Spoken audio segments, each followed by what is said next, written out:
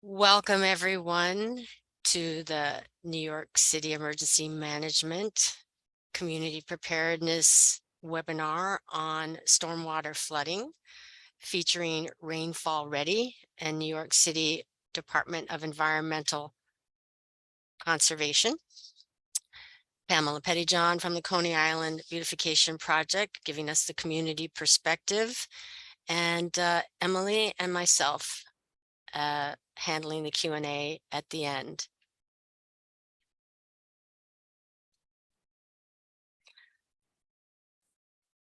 So we want to just go over the agenda for today. We're going to do an introduction. Once again, my name is Jill Cornell. I'm a community engagement specialist at New York City Emergency Management. After we do the introduction, Rainfall Ready from DEP will present a very detailed introduction to the Rainfall Ready program that just rolled out a few weeks ago. That will be followed by Pamela Pettyjohn from the Coney Island Beautification Project. We'll get into New York City Emergency Management resources and community preparedness actions, and then followed up with resources at the end and Q&A. The image on the right is of a room submerged under blue water. You could see the top of the room with different items floating underwater. And our objective today is to inform community and faith-based partners about flooding risks, city resources, and community and individual preparedness actions. The image on the left that takes up a good portion of the slide is of a gutter with a little bit of grass on top of it and a catch basin that has what looks to be stormwater flowing into it. And it's flowing into it because it is not covered with garbage or debris or leaves. And without further ado, please help me welcome Tara Deegan from the New York City Department of Environmental Protection. You may also know of them as DEP, and if you're on Twitter, we call them NYC Water. So Tara, go ahead. Thank you, Jill. So it's nice to meet all of you. Welcome. I am Director of Customer Engagement with our Bureau of Public Affairs and Communication. And we recently just launched a new Rainfall Ready plan with our new commissioner. And hopefully it's going to guide us and inform us of how to work together with homeowners and with our agency and other agencies across the city to make sure that we are preparing as best as possible for increased rainfall. So can I move? I'm sorry, can I move the next slide or should I just tell you to move? I'll do it, but Hi. could you please describe what's on this slide? Because I Sorry, love this yes, slide. I apologize. This slide is a great photo of one of our rain gardens that we've put all over the city, and it shows how a rain garden with many different plants can channel stormwater into it and kind of hold it so that it's not rushing down our sewers, and all these plants will eventually soak up that water, and so that it's not overwhelming or overtaxing our sewers. So I'll give you a brief overview for those of you who aren't familiar, just a brief overview of kind of everything that DEP oversees within our agency. So we're sort of a unique agency. We're both a government agency, but we're also one of the largest combined water and wastewater utilities in the country. So our mission is not only to protect the environment, to protect drinking water and harbor water, but we're also actually really protecting public health. And in addition to overseeing providing drinking water and treating wastewater, we also are one of our major goals is to reduce air and noise pollution, and we also oversee the use of many hazardous materials. So the meat and potatoes of what we do, the bread and butter, everything that we are focusing on right now, which is particularly important given climate change. We supply 1.1 billion gallons of water every day to New Yorkers. And I think this number on the screen, we're saying that we're supplying it to 9.6 million New Yorkers. It's actually 9.8 million New Yorkers every day. So we're serving almost 10 million New Yorkers every single day, providing them clean drinking water. And it's some of the best drinking water in the world. It comes from upstate reservoirs that some of them are 125 miles away up in the Catskills. And we supply about 8.8 million people their drinking water in the 5 boroughs, and another million people in other municipalities upstate. And then the back end of that is we will treat 1.3 billion gallons of wastewater every day as well. We have an incredibly large network of infrastructure that supplies all of that and that takes all of the wastewater away to our treatment plants. So we have about 7,000 miles of water mains in the city, and about 7,400 miles of sewers that will channel wastewater to our 14 wastewater resource recovery plants, where we're kind of extracting all the resources we can out of the wastewater. We also maintain more than 109,000 fire hydrants and 148,000 catch basins. And we have thousands of employees that help us do that 365 days a year, 7 days a week, 24 hours a day. We are an agency that does not stop. We are always watching and looking and monitoring. So that's an overview of what we do. It's absolutely massive. I don't know how some of our staff gets it done every day, but somehow we do. I'll explain to you some of the photos on the slide. We have some beautiful photos that our photographers have taken over the years that show just a little bit of what we do. One of the photos is one of our scientists collecting samples from one of our upstate streams that feeds our reservoir, because we want to make sure that we're getting the most pristine, clean water going into our drinking water supply system. We have another photo of a beautiful green roof that we just installed. I believe this one was Gowanus. It might be Newtown Creek. If I'm looking at this properly, it might be Newtown Creek. And we're installing green roofs all over the city as well to soak up stormwater.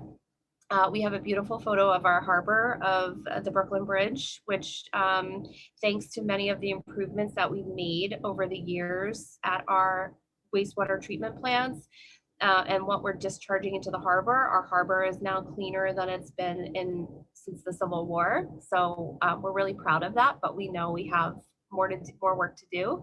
And then we have another photo of some of the infrastructure actually that we pushed through New York Harbor.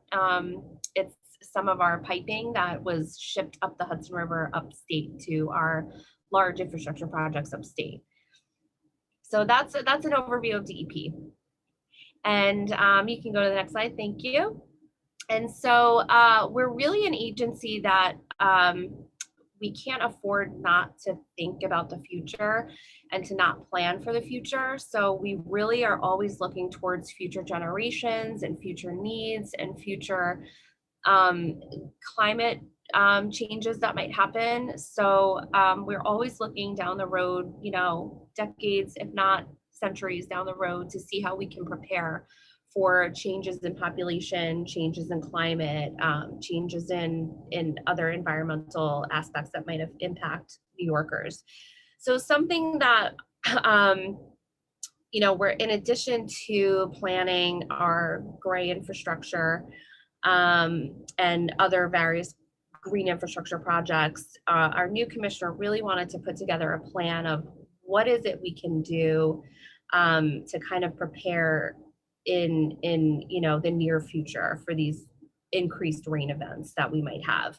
We obviously have an enormous capital program. Those things obviously take time. So we wanted to put something together to let New Yorkers know what the city will be doing and also what they can be doing. So this is really what that plan is. It's kind of like the immediate term, things that you can do to prepare for heavier rainfalls. And the image on this slide is actually something I'll be talking about a little bit later, but it shows a snapshot of our new stormwater flood map. And it shows just an overview of the 5 boroughs and where we might be seeing increased flooding moving down the road. So on this slide, we have a snapshot of something that's in our Rainfall Ready plan, and it details what the government actions are versus what individual actions will be and community actions. So, and I'll talk about this in our next slide as well, but to reiterate, I'll be saying this a lot, it's really a combined effort. And I was actually just out in the Bronx at a flooding issue that we had last week. And I was actually pleasantly surprised that many of the residents were saying, well, what can we do? What can we do to fortify our houses and to prevent flooding from happening? And it wasn't just all the expectations are on the city and what we can do. And as I mentioned a couple of slides ago, you can see the enormity of what it is that we do, the enormous footprint that we cover. So we can't always get to every flooding location or, put a capital project in every area. So we are relying on New Yorkers to do their part as well. And it's just really good for homeowners to be aware of the different strategies that they can take to protect their homes. So, it's great to think of this too in a few buckets of what can we do to prepare for storms before they happen, what can we do during a storm, and how can we recover quickly from a storm. So that's sort of in this new Rainfall Ready plan, and I'll be giving you the website shortly. You can go to our website and get more information on this plan and certain tips of where you can go to help you plan for your home and your family. So a lot of what we do at DEP, we are constantly monitoring the weather, and we're in constant communication with OEM as well. And we use them a lot to monitor and to see, where do we think we're going to have heavy bursts of rain? Where do we think there might be a cloud burst? A cloud burst is something that we're talking about more and more these days, which is a really, really heavy downpour that kind of overwhelms the traditional sewer system. And so we're planning moving forward, we're trying to see ways in which we can combat that. We're noticing that with climate change, that's happening more and more. And it's overwhelming even green porous areas, it's overwhelming our gray infrastructure. And so we're trying to think of ways in which we can combat that moving forward. So it's something for homeowners to be aware of too, that's a challenge that we're coming up against, especially in New York. You can go to the next slide. Okay, I just we did have a question in the Q&A that I just want to address in case I didn't say it at the beginning. Rather than put a bunch of links into the Q&A or into, we're going to send a separate Word document with a link to the video recording within the next few days after this. So we don't expect anybody to, just, cut and paste all the links real quickly. We just find it easier to do that. And there's more to come, so stay with us. So sorry about that. That's okay. So one of the things, my new commissioner of DEP is also the chief climate officer. So we're really moving forward with really planning for climate change. Not that we haven't before, but he's a really, really great resource for us with a ton of knowledge and so many ideas for how we can, plan for this. And it's a little bit interesting with DEP as well. We cover such a huge territory, both within the 5 boroughs and upstate and outside of it in our watershed. And each section kind of has its own challenges and its own problems. So we're thinking about how to protect our water infrastructure upstate in our reservoirs and to protect our dams and to make sure that the water runoff isn't affecting what is going into our reservoirs. And then we're also looking at various different impacts.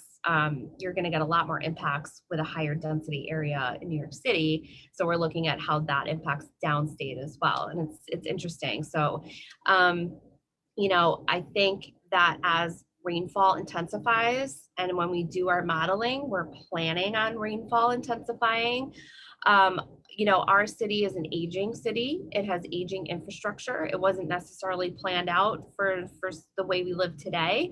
And so it wasn't necessarily designed to capture all this intense rainfall. And we're much more concerned about where that rainfall goes in addition to flooding and how that impacts our harbor water. So we really take that into account as well, and we're really sensitive about that. We have a lot of state and federal mandates in terms of what we're putting out into the harbor as well. So I think our goal is to capture as much stormwater as we possibly can. We have over the last decade, and we've installed about 10,000 new um, uh, green infrastructure assets. Most of them are rain gardens, which is the photo that we showed before. We're looking into cloudburst studies and cloudburst pilots to see if we can build retention basins in certain areas to see how we can make the city more porous. Can we use porous concrete? Can we add green infrastructure? Can we add tree pits? Can we add retention tanks? There's all these things that we're looking at to see how we can do that moving forward. But this plan is a nice sort of complement to our long-term goals and visioning in terms of what we can do now. So the plan can be found, there's a website, it's a little complicated on this slide. It is, I think you can go to nyc.gov/DEP/what's new/rainfall ready. The best way to go to this though is go to our homepage for Rainfall Ready, which is simply rainfallready.nyc. rainfallready.nyc, and you'll get to our page, and there's a bunch of different tabs that will explain to you what the city is doing versus what you can do as a homeowner. And so on the next slide, oh, sorry, I should just explain on the previous slide, we did have an image, and it was just a beautiful image of our harbor from being in our harbor, looking up at the World Trade Tower, World One New York, the new Freedom One Tower. World Observatory, is that it? The Freedom Tower and the Brooklyn Bridge. So sorry about that. I forgot to explain what that was. And so this is something that's on our Rainfall Ready page that we'll link to. And this is a really great resource. This is, on this slide, we have images of our new stormwater flood map. And this is a very interesting, great new development, I think. This is a map that our environmental planning team had put together that's looking at all flood prone areas of New York City based on all of this different data that we have. We used a lot of 311 data. We used a lot of OEM data to see what are these areas that are flood prone and why. Typically, the maps that we've been looking at are FEMA flood maps, and those are typically coastal flooding maps. So those are really important as well. It's really important to know if you're in a coastal flood zone so that if you're impacted by not just heavy rain, but if you're impacted by storm surge, that's really a good thing to know. And it's especially good to know if you need a certain type of home insurance. But this stormwater map is really great. It's something new that's a great resource for homeowners that we haven't really had before. And it will help you in planning for the next rainstorm, or if there's someone who's buying a new house, they can look at this map and say, am I in a flood zone that historically floods or that's flooding? And then we can pinpoint these areas and try to figure out why. Is it something where we need to expand sewer capacity? Do we need to put green infrastructure in here? Do you need to set up flood barriers? Do you need to make sure that you're following the best protocol for making sure where your gutters are draining to. So this is going to be really useful for people. And again, this is linked on the Rainfall Ready page, so you can go right on this page and find out more information on that.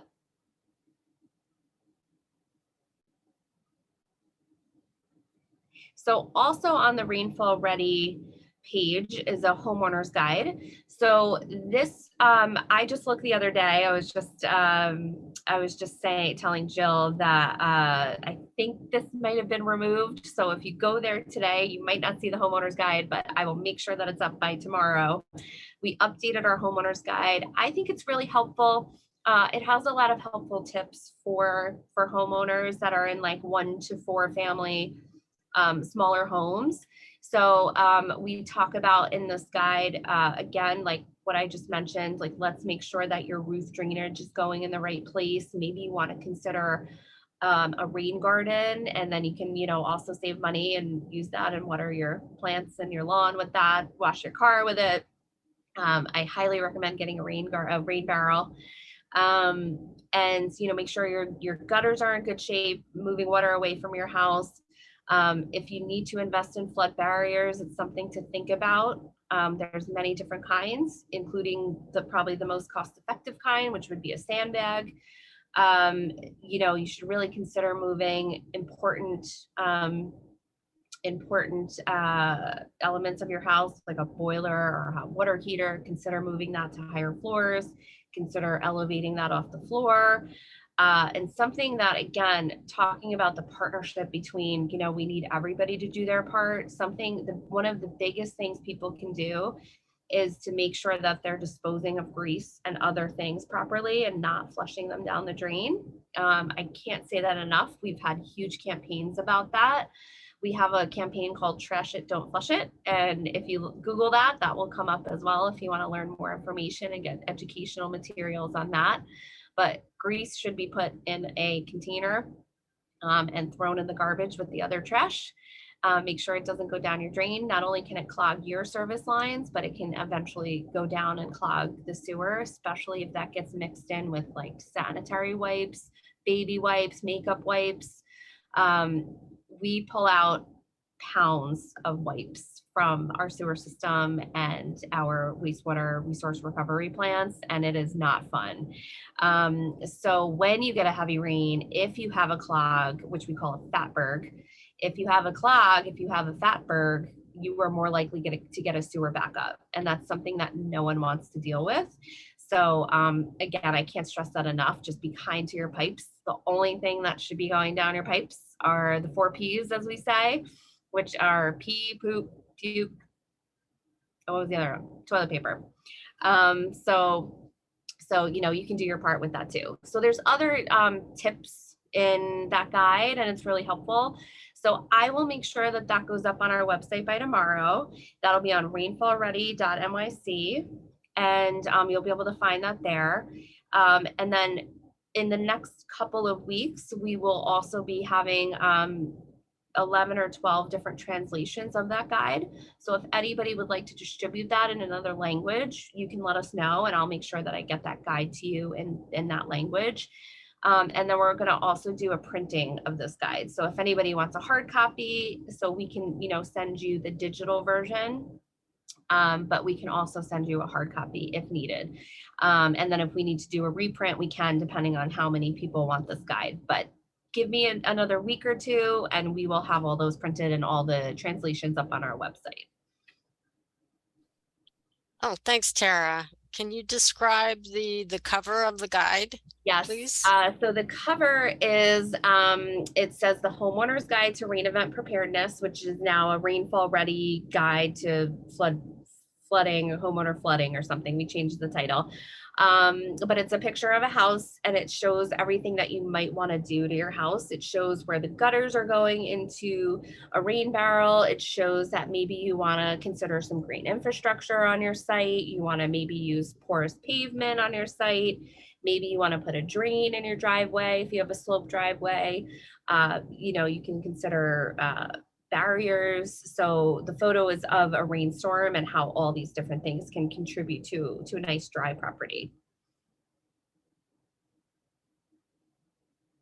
So Another component to the Rainfall Ready NYC program is we're just attempting to do a flood barrier giveaway pilot. We're trying to see how that will work and how many people we can reach and how that works with traffic and pickup and all of that stuff.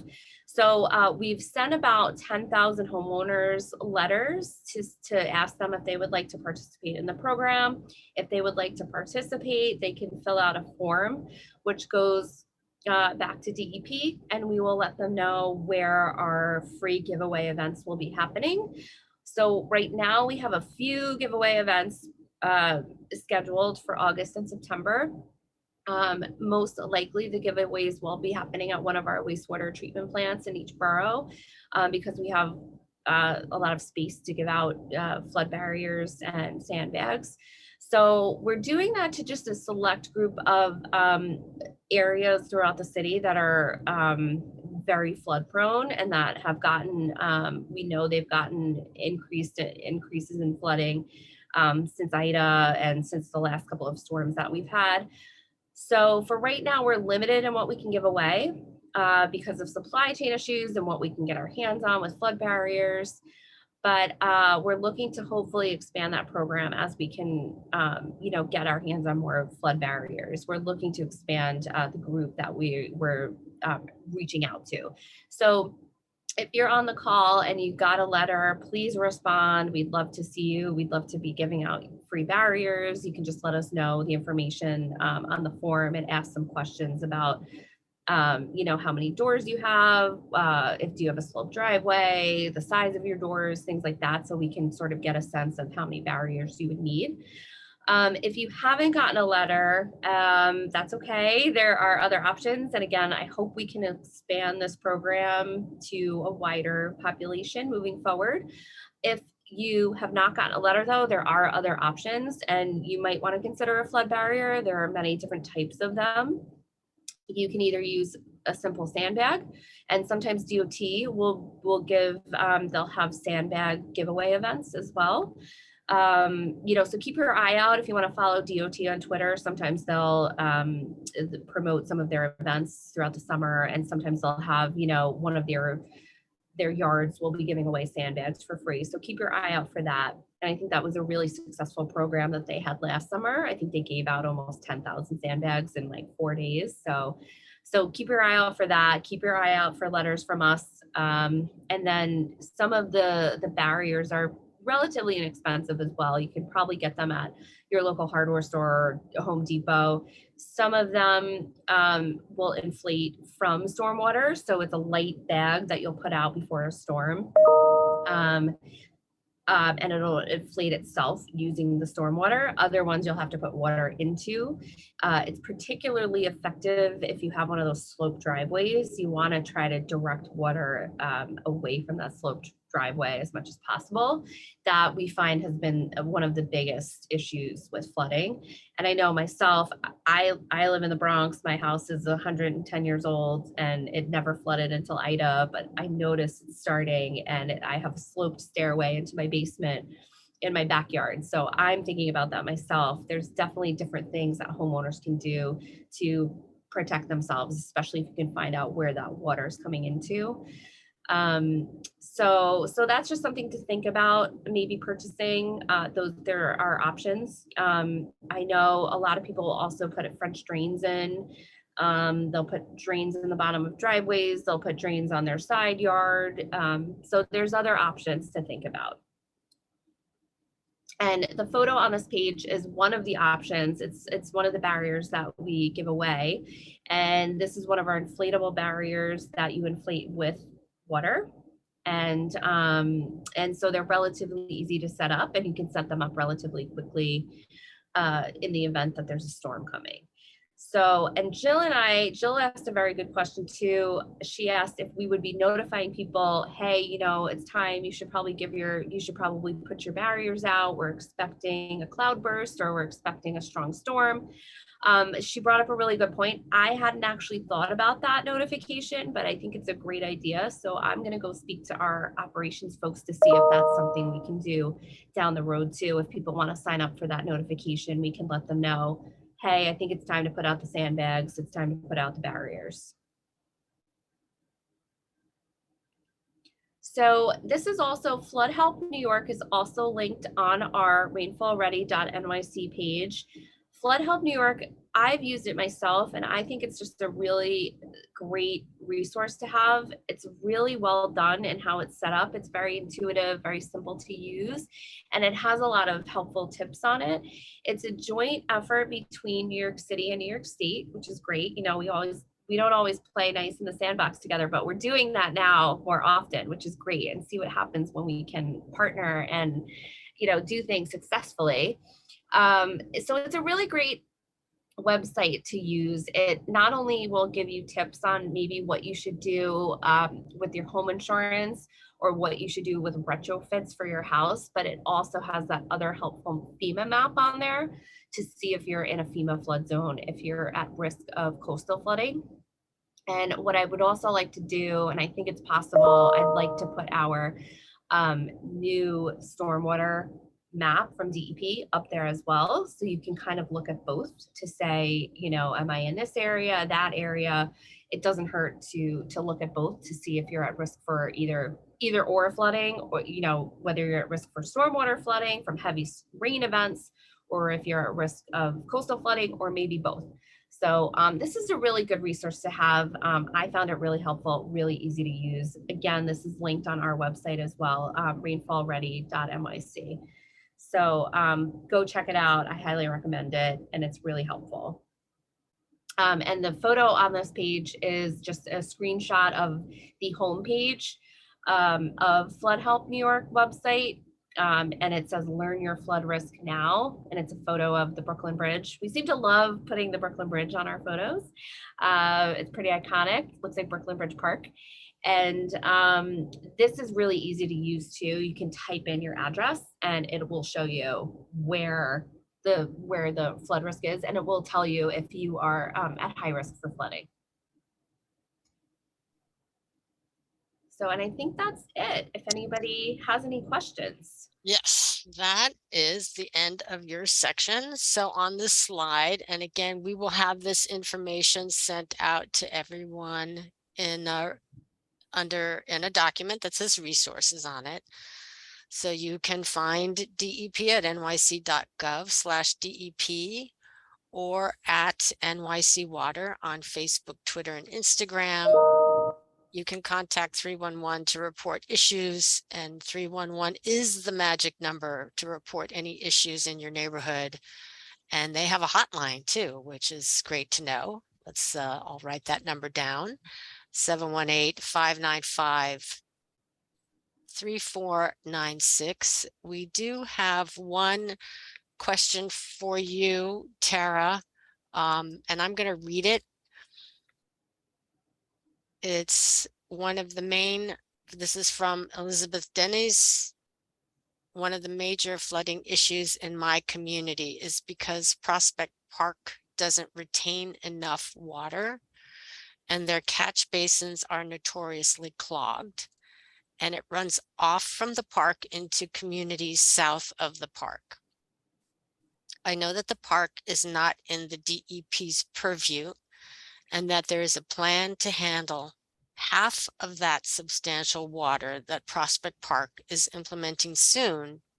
And I'm just wondering how DEP can help aid the Parks Department to fix the rest of that.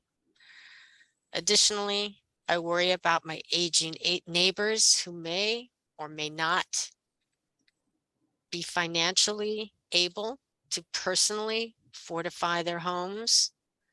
But even if they can, I want to emphasize that relying on individual homeowners instead of fixing the combined sewer system's capacity or otherwise retaining more water during storms still poses a danger to my community, as emergency services can't access flooded streets during heavy rainstorms. I guess the question here is, how will DEP ensure those systemic street flooding issues be addressed?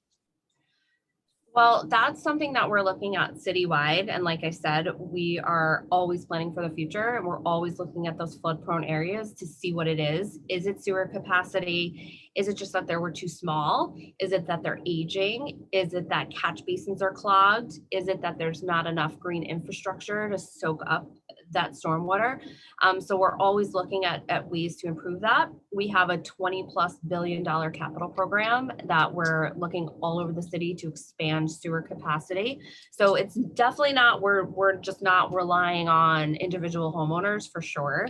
We have to do our part. And not only do we do that in a more immediate sense with inspecting catch basins, inspecting flood prone areas, making sure that catch basins are not dirty on the top, that they're not clogged at the bottom.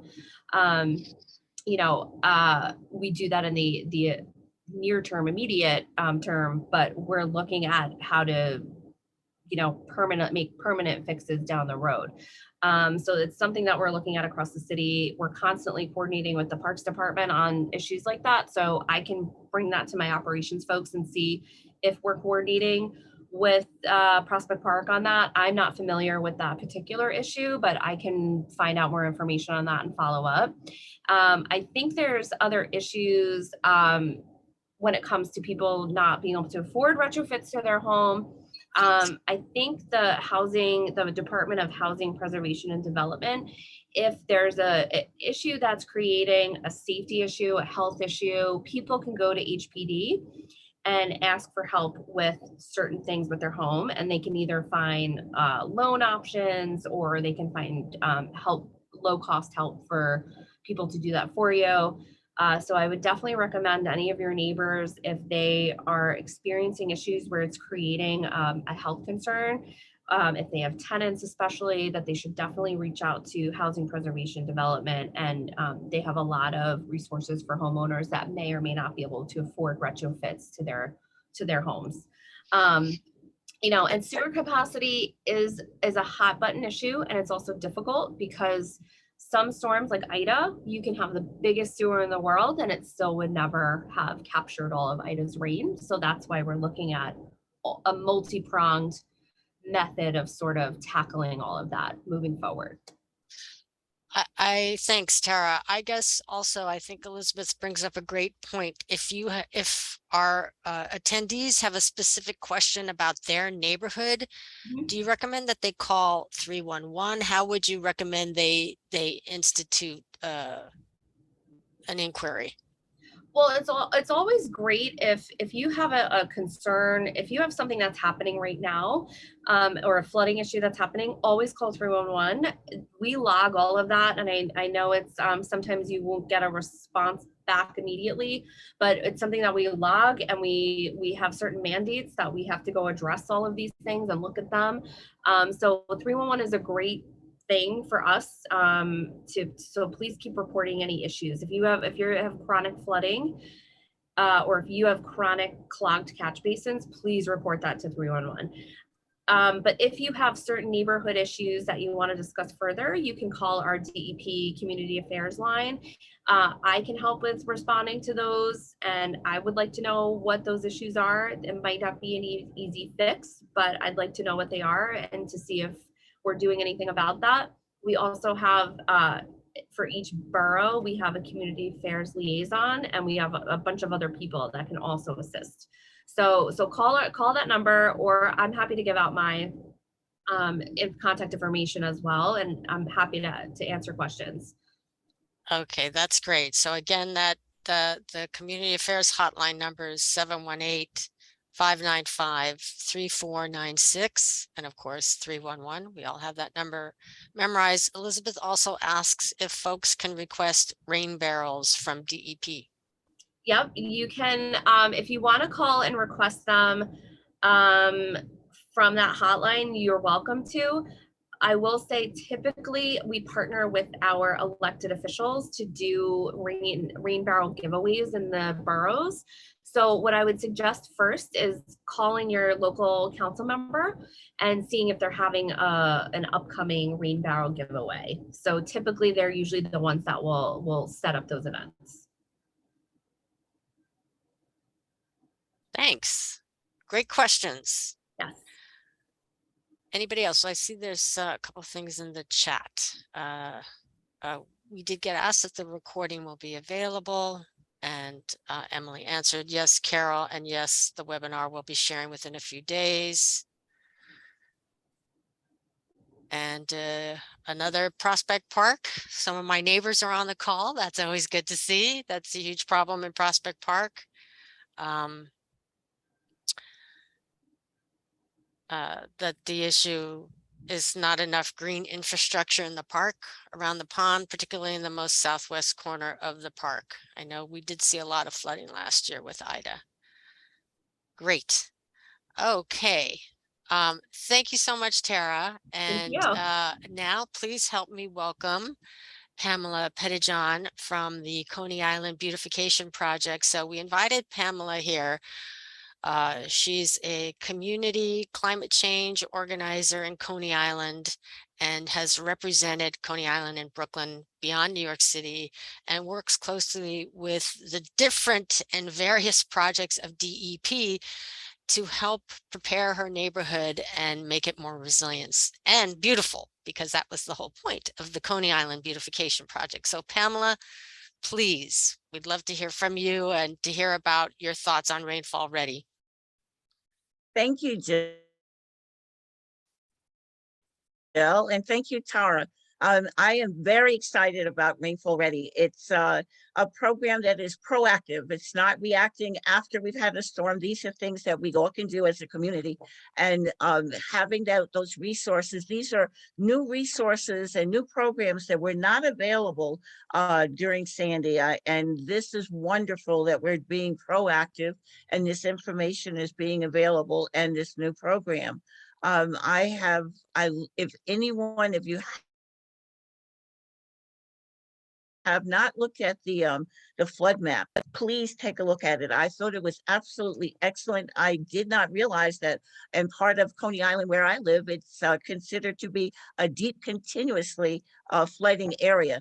So this is makes a big difference in how you prepare and what resources that you may need that maybe someone else may not need as many resources, and knowing your zone and knowing where to go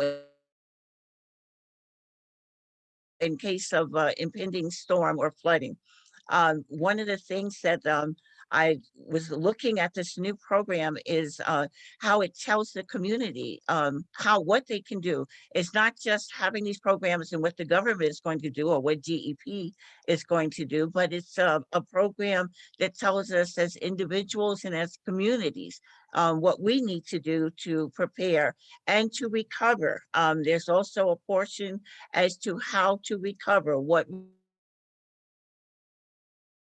resources that are available. I remember just as a resident of Coney Island, not knowing what to do. Sandy kind of caught us all by surprise, and it was such a huge storm. It was practically the entire northeast uh, eastern coastline. And so resources were very, very stretched, and nothing like this had ever happened before. So it was hard to get information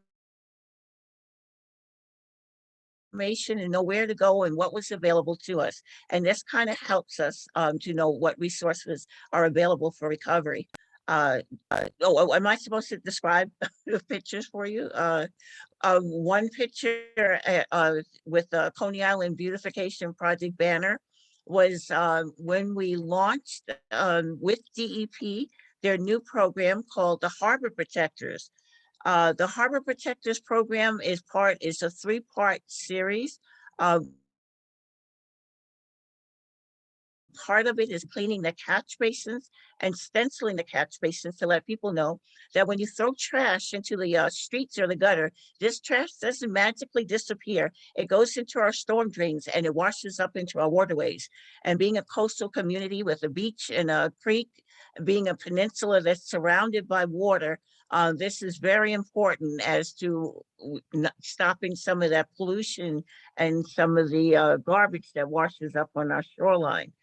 The other there's two other parts of the harbor protectors. There's a stewardship program. And oh, I just all of a sudden the third part is the stewardship program, and I'm so sorry it just slipped my mind of the third part. But I must say that the part that we launched was the cleaning of the storm sewers and stenciling, and it was very successful. We had about 150 to 200 students. The community came out because this was an important project. We thought it was something that would definitely help to reduce flooding. And it did, because shortly after we launched this program, Ida hit. And we were wondering why so many communities were completely devastated. And we just had kind of minor flooding in a community that floods when there's blue skies.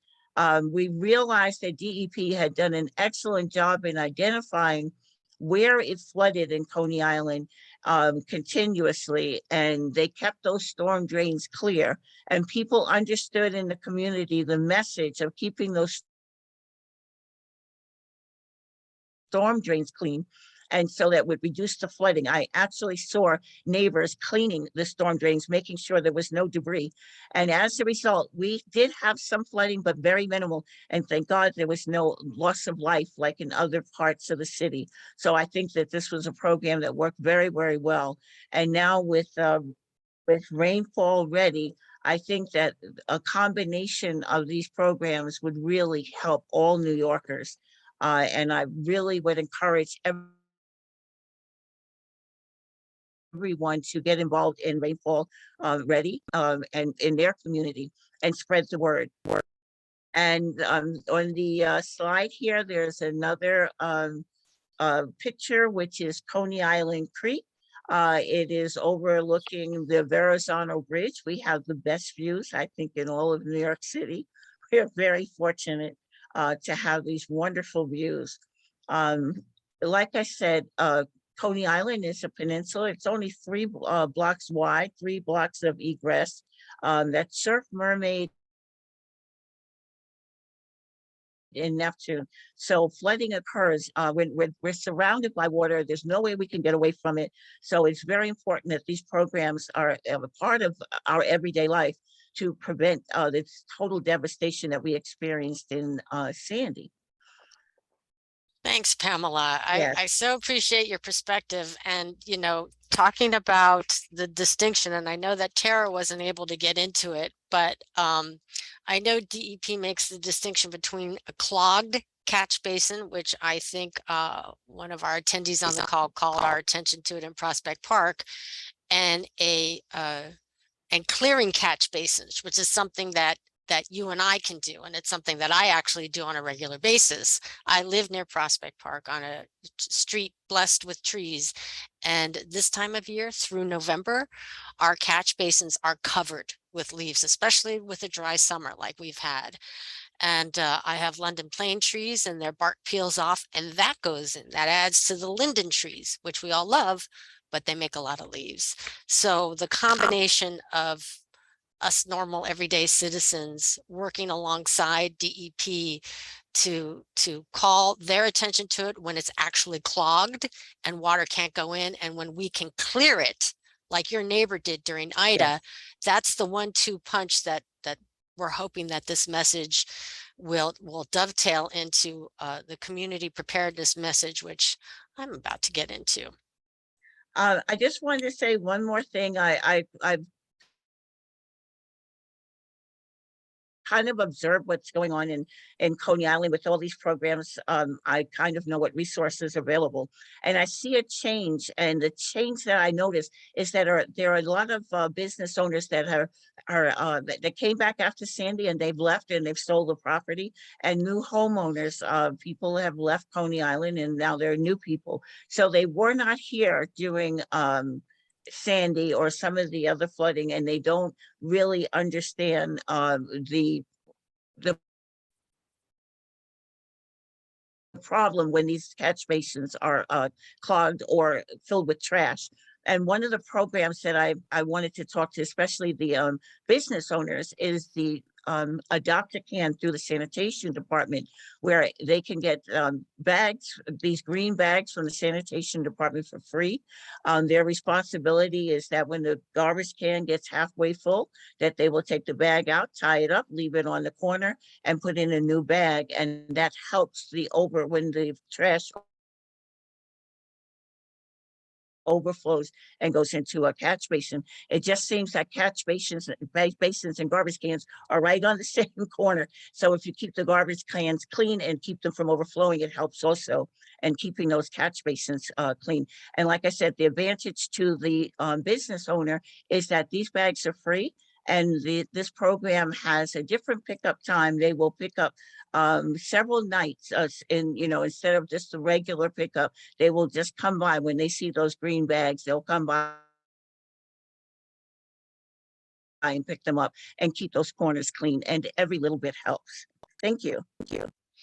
Thank you, Pamela. And I think it's great how you're making a connection between what different agencies do here for the city to help keep the trash off our streets and what its relationship is to water, which Tara really illustrated for us. So I'm going to sum up because we're just 9 minutes left here on our presentation. As you can see, there's a lot to cover, and I think we've just got the tip of the iceberg, so to speak. Again, we want to hit the message in about having the right insurance. We have two images on the slide. The one on the right is of some homes and apartment buildings in the background right along one of our little bays there. I might not be calling that body of water correctly, so my apologies. On the left is a FEMA slide of a house in the middle and some trees, and that's definitely coastal storm surge battering that house. And what we have, the great resource that Tara spoke about earlier, is floodhelpny.org. The image on the left is a screenshot from floodhelpny.org. And they have added in, as Tara mentioned, the stormwater resources and to tie in stormwater to coastal flooding. So they did a lot of work after Sandy to help prepare our neighborhoods all over the city to get assessments done, and in some cases to put in backwater valves. I use it when I go to meet new people in different neighborhoods. I use both the floodhelpny.org map and the stormwater map. Since last May, I will plug in an address to see how a neighborhood is going to be affected, or the person I'm visiting, either by climate change or what their risks might be. So we really wanted to emphasize that. And again, all these resources are going to be sent out separately. We don't expect you to have them all memorized now. The main one that I want to highlight is on the top right, is Notify NYC. So this slide has many resources, not all of them that we've mentioned just now. Notify NYC is our free emergency notification system. And it is, if you do one thing today and you're not signed up for Notify NYC, please sign up for it. If you do two things today, share it with your neighbors, whether you're on Nextdoor, if you have a Google group with your neighbors. I share it regularly. I share the emergency notifications there, and I always encourage my neighbors to sign up for it in case I happen not to put up the latest notification from Notify NYC that affects my neighborhood. I want to make sure they get that information. The many different resources that are contained in Rainfall Ready, we've actually broken them down on the resource slide. I am a part of the community preparedness team in the Community Engagement Bureau here at New York City Emergency Management. And it really has been our pleasure to bring together DEP, community folks that are working with the different agencies to prepare their communities for this type of shock. The advanced warning system is specifically for organizations that serve people with disabilities and others with others with access and functional needs, and it gives a much very detailed breakdown of what Notify NYC puts out so that stakeholders, staff, etc., and can get proper notifications and activate their emergency plans. NYC severe weather will be activated in the case of a big storm. So that's just something to bookmark. FloodNet is a program, it's a joint program with New York City government from the Mayor's Office of Climate and Environmental Justice, NYU, and CUNY. So you can find out more information about that. There I have identified and have put flood sensors in neighborhoods all over the city. And of course, flood help. And there's more, but right now, just want to say thank you all. And if you have any last questions, you can put them either into the question and answer, the Q&A, or into the chat.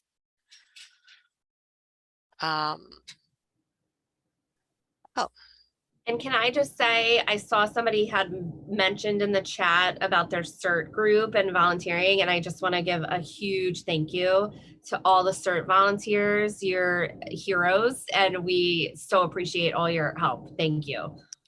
thanks, Tara, and thank you, Carol, and thank you for your service, Carol. So what Carol wrote into the chat was, my CERT group often cleans storm drains ahead of storms. Can communities request CERT volunteers from NYSEM? There are certain events that there is a form that's online, and I'll make sure to add that to the resource guide because I don't have it there. When we get notification of a storm, we send out a newsletter or a news announcement to our CERT members to clear the catch basins and to register which catch basins they've cleared with DEP. So they don't actually do it. This is a formal/informal arrangement we have with DEP, and they report that they've done it directly to DEP. So thanks for reminding us about our CERT volunteer contributions to being rainfall ready. Anybody else?